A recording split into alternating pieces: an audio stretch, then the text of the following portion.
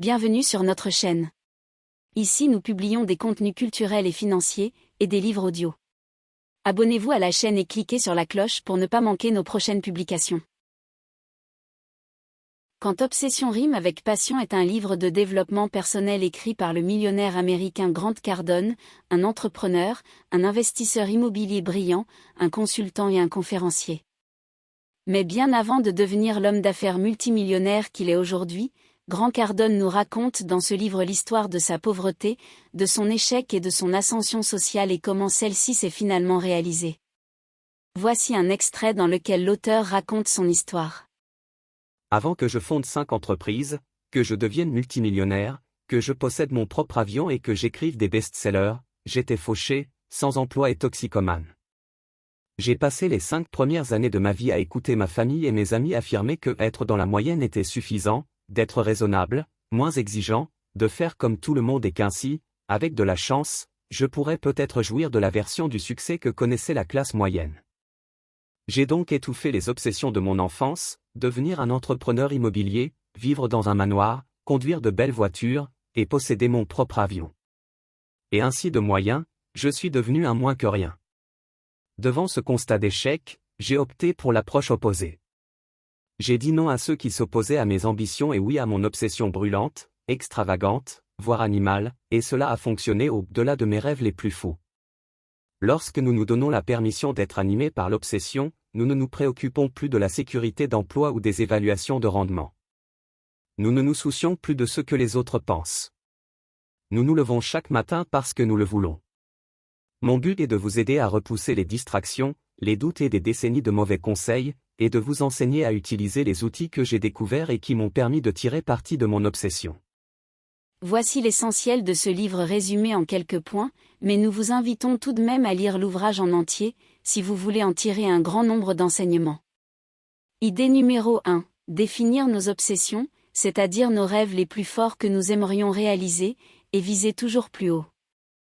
L'auteur nous invite à définir nos obsessions et nous conseille de viser des objectifs plus grands que la moyenne. La plupart des gens ont des objectifs de vie relativement bas, le plus souvent, celui de travailler dur pendant une quarantaine d'années, pour ensuite profiter de sa retraite en voyageant et en vivant de nouvelles expériences, sauf qu'à cet âge-là, il est difficile de profiter pleinement de notre temps et de notre argent. Le capital santé n'est plus le même ni nos capacités à bouger ou à vivre de nouvelles expériences.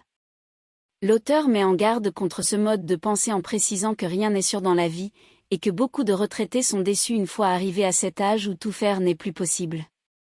De plus, la pension pourrait très bien ne plus suffire pour cause d'inflation ou de crise financière. Pour l'auteur, on doit arrêter ce mode de pensée, devenir plus ambitieux, faire quelque chose qu'on aime et qui nous passionne et qui nous donne envie de nous lever le matin. Car grâce à cela on trouvera toujours le moyen de faire plus qu'hier, et ainsi viser des objectifs plus élevés. Ainsi, l'auteur nous conseille de viser plus haut. Si on gagne $1 500 de revenus par mois, on devrait viser les $5 000.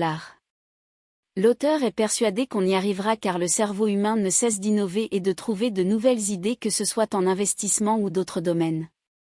Il nous conseille de ne pas nous préoccuper de la manière dont cela se réalisera car notre cerveau trouvera le bon chemin pour le faire. Cela peut être à travers des cours particuliers par exemple, que nous pourrions donner à d'autres personnes, ou via l'achat et la revente d'objets particuliers.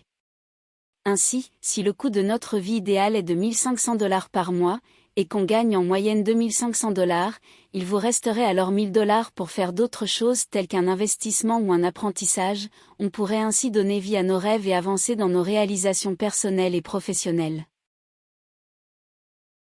Idée numéro 2. Équilibre entre vie personnelle et vie professionnelle. L'auteur met l'accent sur l'équilibre entre vie personnelle et vie professionnelle, et il nous invite à nous concentrer sur ce qui nous passionne le plus, car quand on est passionné par un travail, il devient presque notre obsession, nous nous levons le matin avec un seul objectif, celui de travailler pour atteindre notre objectif. Nous travaillons pour nous-mêmes, et nous voulons un travail presque parfait, et c'est pourquoi nous travaillons plus, beaucoup plus, que ce que nous aurions fait si nous avions à faire un travail qui ne nous intéresse pas, un travail qui ne nous passionne pas, et pour lequel nous recevons un salaire. L'auteur nous invite donc à réaffirmer nos buts personnels et nous dit que si nous traversons aujourd'hui un burn-out, ou si nous nous sentons dépassés ou démotivés, c'est par manque d'intérêt pour ce que nous faisons, alors concentrons-nous sur ce qui nous passionne le plus, et c'est ainsi que nous nous sentons mieux et nous vivrons une vie plus épanouie sur les plans personnels et professionnels. Idée numéro 3. Nourrir nos rêves et travailler pour les réaliser. Dans le chapitre 4 intitulé Nourrir la bête, Grant vous donne quelques outils sur les moyens que vous pouvez utiliser pour aider votre obsession, c'est-à-dire votre rêve à se réaliser. Il précise que vous devez nourrir en vous l'obsession de réaliser ce rêve, et le besoin constant de continuer sans avoir de doute, et sans vous laisser influencer par la négativité des autres. Nourrissez la bête et affamez le doute. Concentrez-vous au maximum sur vos objectifs matin et soir, et jour après jour en pensant à l'avenir prometteur que vous êtes en train de préparer. L'auteur nous met en garde contre le doute, ce tueur de rêves. Idée numéro 4. Faire de nos ennemis un moteur de réussite. Grant nous conseille de nous motiver pour battre nos ennemis, ceux qui veulent nous voir en bas de l'échelle, et ces gens qui se prennent pour des conseillers et qui nous ramènent de la négativité et des conseils non sollicités. Utiliser ces ennemis de la réussite comme carburant pour atteindre le succès, voilà ce qui a poussé l'auteur à réussir. Pour Grant, la vengeance ultime est le succès. Idée numéro 5. Dominer pour gagner. Pour gagner, l'auteur indique que tous les domaines de notre vie doivent être sous contrôle, on doit dominer tous les aspects de notre vie, en commençant par nous-mêmes, nos pensées, nos actions et nos choix. L'idée est de nous débarrasser de tout ce qui est inutile, et qui ne nous aide pas à atteindre nos objectifs, et à réaliser nos rêves.